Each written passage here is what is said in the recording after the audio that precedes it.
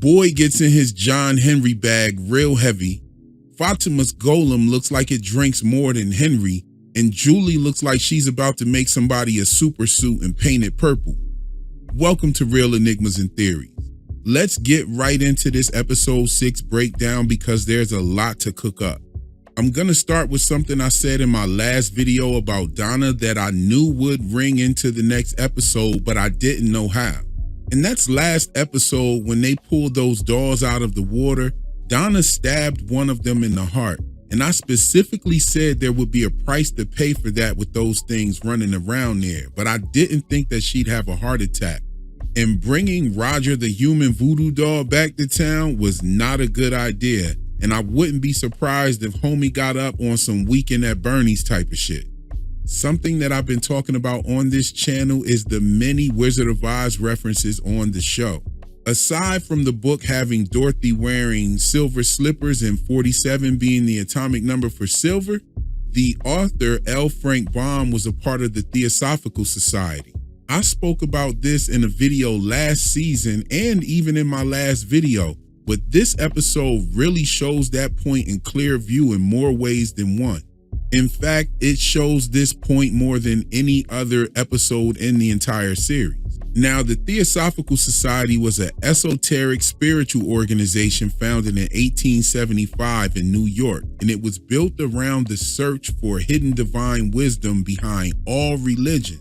And they didn't just stop with religions, they went to myths, even sciences and ancient traditions. Its members studied reincarnation, karma, spiritual evolution, occult symbolism, ancient Egyptian, Eastern religion, hidden masters, and the idea that humanity possesses underdeveloped inner power. And this episode is completely wrapped in this broad school of thought from the Theosophical Society. Fatima's golem and the different schools of thought taught to her by her father, the blood conjure magic that we see going on with Sophia and Henry, the protective totems that they brought back from the settlement. Jade brings up the Egyptians and sacrifice, and we're definitely going to talk about that.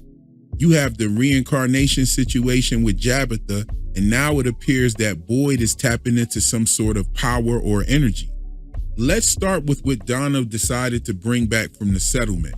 But first, look at this question that Ethan asked his mom, and I think he was asking the right questions for sure. But she was fine. Is it because of the settlement? No. Because of the dolls? No. It's... I mean, Donna stabbed that doll in the heart, and look what happened. However, as I have stated before, Colony House has healing power. I mean, it doesn't work for everybody, like look at what happened to Nikki, but every single person that has healed fast was at Colony House. Ethan's leg healed up after a few nights at Colony House. Ellis healed up twice with the broken arm and being stabbed by Dale. And Jim's wounds from him getting caught up under the house didn't start healing until after he stayed in Colony House that night when Tabitha came back. And now we have Donna waking up from the dead. It kind of makes me wonder what'll happen with Elgin's eye, and we'll talk about that later too. Donna brings back Ragdoll Roger, bad idea, and the totems, good idea. Now, last season, I spoke about the Nkisi dolls found across the Congo tradition.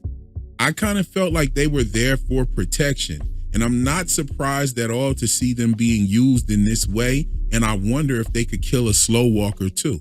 Now, since we're talking about African traditions, we have to speak about what Jade said about sacrifice and the ancient Egyptians' customs with human remains. Because in that very next scene, Acosta is looking at the Giza Plateau through a Viewmaster.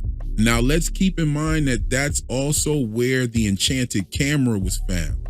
Now, a camera and a Viewmaster are both vision devices. One captures the image and the other reveals an image. And Elgin even lost an eye messing with that camera. The left eye, to be exact, which is associated with the moon in Egyptian mythos. Now, during Jade's mushroom trip, there was a moon cycle calendar right on top of all that debris covering the door.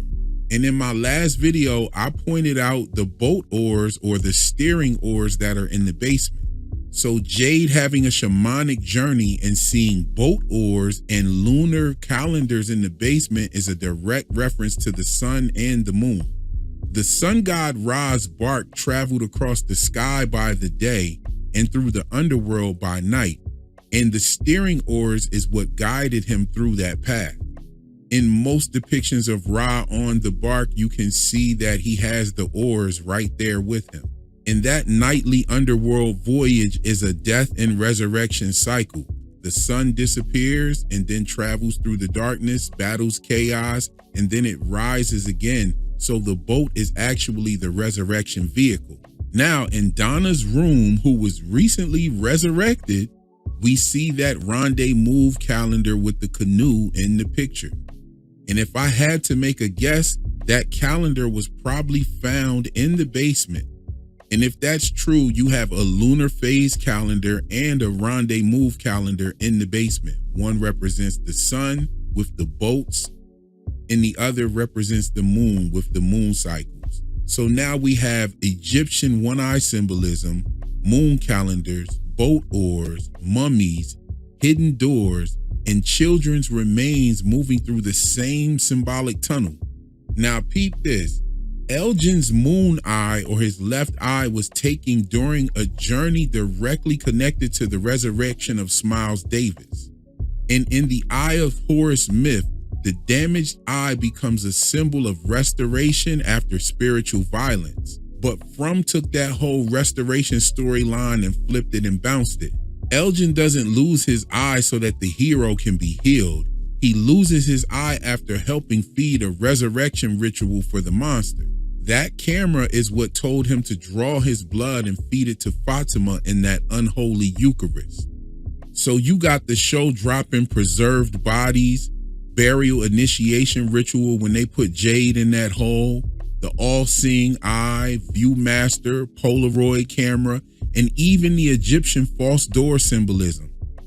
Ancient Egyptian false doors were carved into tombs and temples that were meant for non-living people to walk through. And that's because they represented a spiritual threshold. And the death, resurrection, reincarnation, and restoration theme is the core to what this show is turning out to be. Even Clara's right eye, or her sun eye, was restored at Colony House. And the children on the slabs is also connected to ancient Egyptian birthing magic. In ancient Egypt, women would give birth while squatting on bricks. And those stones were connected to protection, birth magic, mother and child survival, and divine guardianship. And one of the main examples is the Abydos birth brick, which is a painted mud brick from around 3,700 years ago. And we have seen painted bricks by the settlement, stone talismans, boulders, rocks, stone ruins, stone burials. We've seen medicine wheels, giant rocks that Khatri was sitting by. I mean, we've seen the stone imagery all over the place. And now we can connect the birthing stones to the inverted version of death slabs that we see in From with the Ankui kids. Now, in ancient Egyptian mythos, the body is an anchor for the soul. That means that a person's remains holds the identity, memory, and the spiritual continuity.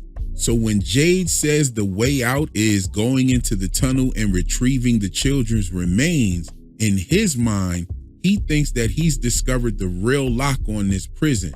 Their bones are the anchors in this underworld.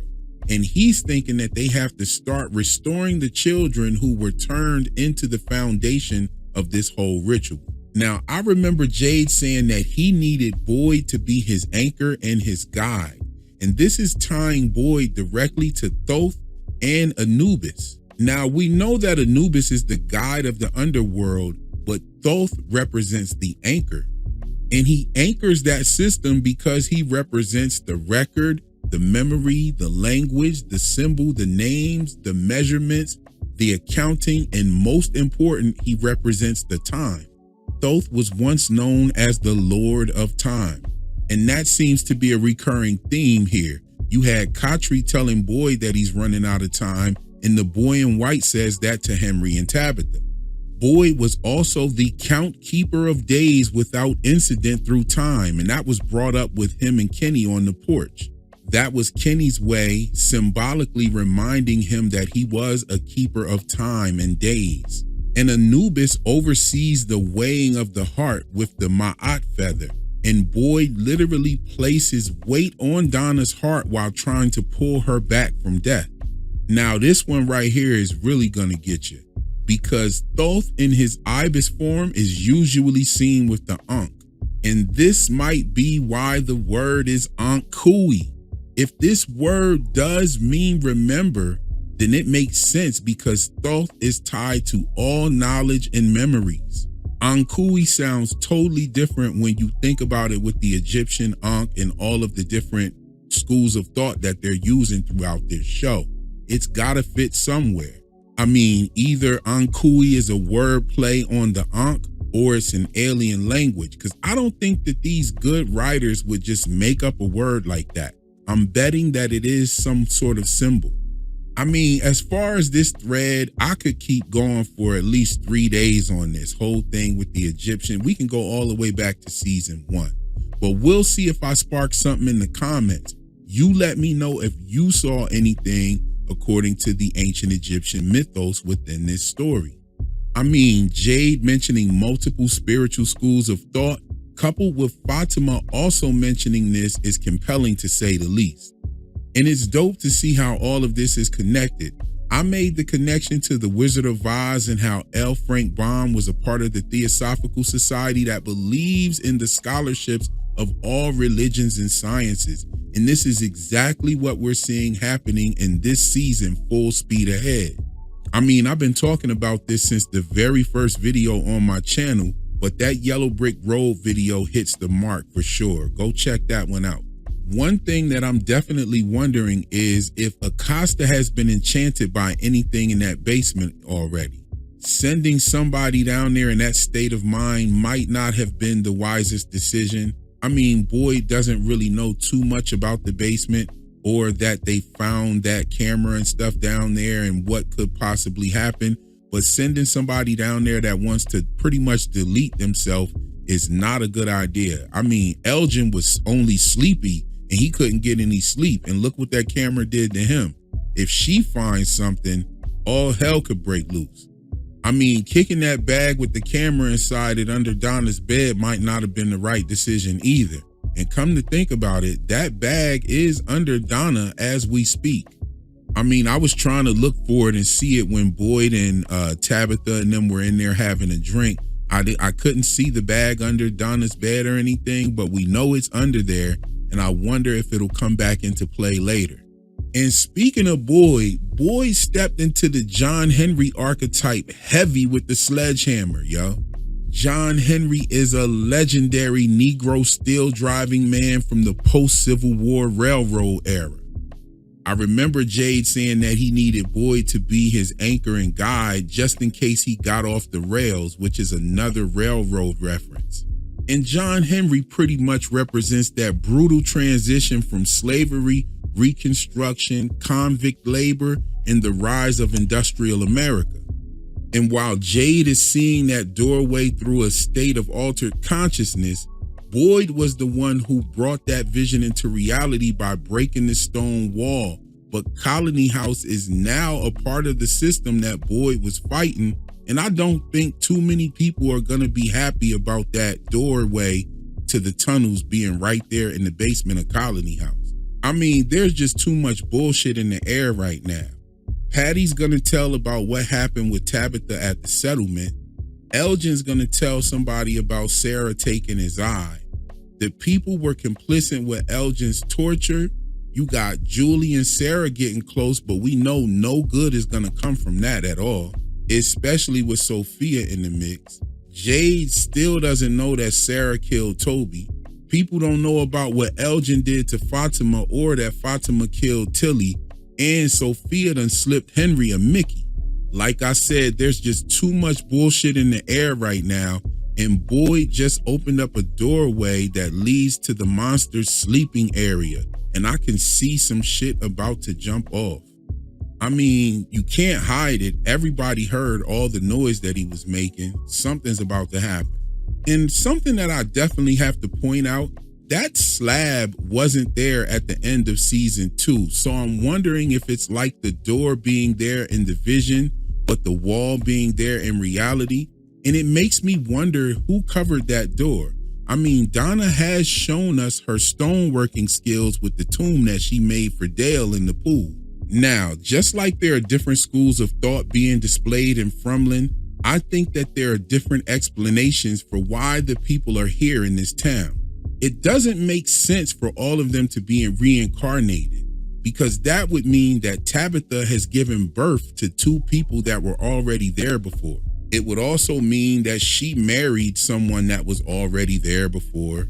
It just gets really complicated if you give everybody the reincarnation vibe. I think that some are reincarnated, some have ancestral connection to this place, and some may have knowledge of this place from the outside and are tied to some sort of organization like Rendezvous, and some of the people are being brought there by circumstances just because they got on the wrong bus in Grand Rapids. I do believe that everyone's souls are trapped there except for the reincarnated travelers and, of course, those who have escaped. And I'm just putting that out there because I do have, 50% on Eloise getting out, and I have the other 50% on her being the one down there at the settlement. That's the one I'm kind of leaning towards because that was my first thought, that Eloise is down there at the cabins. We did hear some noise at the cabins when Kenny and Jim were at the cabins on that first night, and this was before the dolls were pulled out of the water. So something is out there, and we also heard someone singing out there as well. I don't know, it could have been one of the dolls, but it could have also been a harbinger of the dolls. I'm gonna keep it a beanbag with you. Fatima's golem looks like he's on that heroin. I mean, straight up dog food. If he come back to life, they might have to find the rest of Tilly's morphine. And I'm gonna just say it flat out. I don't think that was Katri talking to Boyd, because why didn't he know what Donna said to Boyd that night? He was there. And if Marielle claims that she hears the screams of everybody that died there, Father Katri doesn't look like he's screaming. He looks like he's chilling. He looks like he could just pop up and do what he wants to do or whatever. Come hang out with Boyd whenever he wants to. So if Mari's right, I think Father Katri's real soul is probably amongst all of the screams, and whoever or whatever the entity is using the vision of Katri, or I should say the image of Katri. Now, one thing that had me rolling was the scene with Henry and Sophia. I mean, Henry was wrong about who makes the alcohol, and I think that Sophia was trying to make him think about Jade, but he didn't know the whole story behind the alcohol, so that part didn't work. However, Henry does drop another confirmation on exactly how long Victor has been in Frumlin, and that's 40 years. Now, I do have my suspicions about Henry and his possible connection to an outside organization or a cult that knows about Frumlin, someone like Rendezvous, because his story just doesn't add up. Yo, check this out. So let's get this straight, Henry. Your wife and children go missing after years of your wife having strange visions and making bizarre artwork after she got high just one time. He never said that she continued to get high. He said that it was the one last time. And if they took the children to Miranda's mother's house after Eloise was born, then it would have been many years of painting and decorating bottle trees in the community before landing in Frumlin when Victor was 10. And Henry claims that the only person who knew about Miranda having these visions was the investigating detective who died 20 years ago. So you mean to tell me that a detective who's investigating the disappearance of a mother and her 2 children doesn't tell any of his co-workers about this woman's mental state? You would at least think that he would talk about that to the people around his co-workers that worked in the same department with him. Somebody else should know about Miranda having these visions.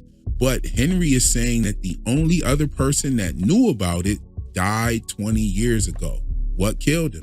He didn't show any proof of his family had gone missing, no news articles or anything.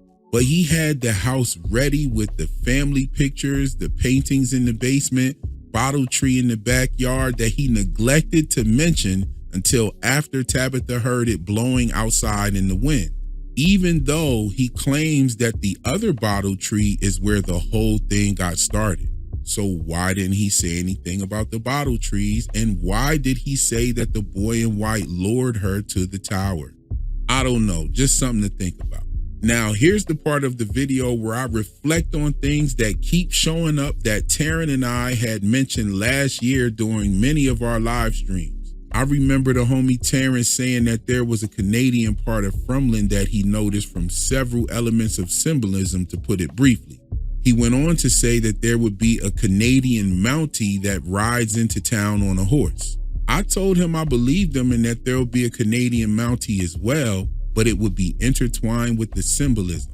And sure enough, sitting right on the counter at the bar, we can see a glass with a Canadian Mountie in plain sight.